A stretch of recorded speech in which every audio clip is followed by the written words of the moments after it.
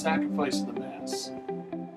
This is an area that Catholics have really forgotten about, and I think it's also a very important key to help non-Catholic Protestants understand our belief in the real presence of the Eucharist.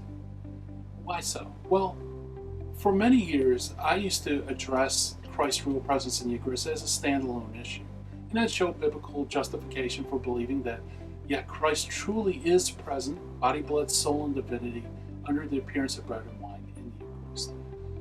However, many times I would get Protestants to see this biblical idea, but they didn't know what to do with it. Why? Why is Christ really present in the Eucharist? And the answer to that is the sacrifice of the Mass. Now here's the big problem. We don't understand sacrifice. We live in a society that doesn't sacrifice anymore. We eradicated pagan sacrifices. And of course the Jewish sacrifices ended with the destruction of the temple. So we don't really understand what a sacrifice is, what's the mechanics involved in a sacrifice.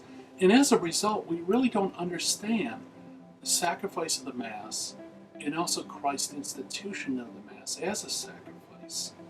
So I love this CD set because what we do is we go into what are the bare essentials for a sacrifice.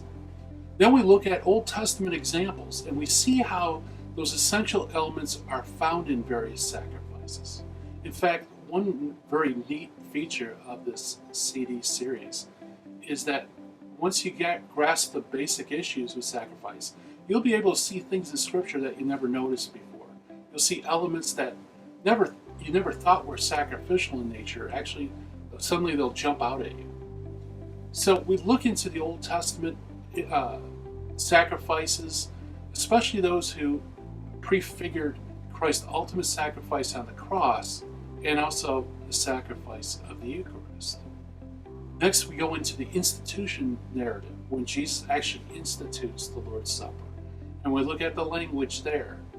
Then finally, we take it to a whole new level and we start looking at the Eucharist, the sacrifice of the Mass, and the priesthood. Not merely the ministerial priesthood, the ordained priesthood, but also its role with the common priesthood. And it's really there that we can look at Protestantism and see a deficiency with their theology. Because, I don't want to spoil the CD set, you'll have to find out where. But all those issues are included in this CD series. And I highly encourage everyone to get it, because whether or not you're going to dialogue with a Protestant, I think this will be very fruitful and make the Mass much more meaningful for you as a Catholic.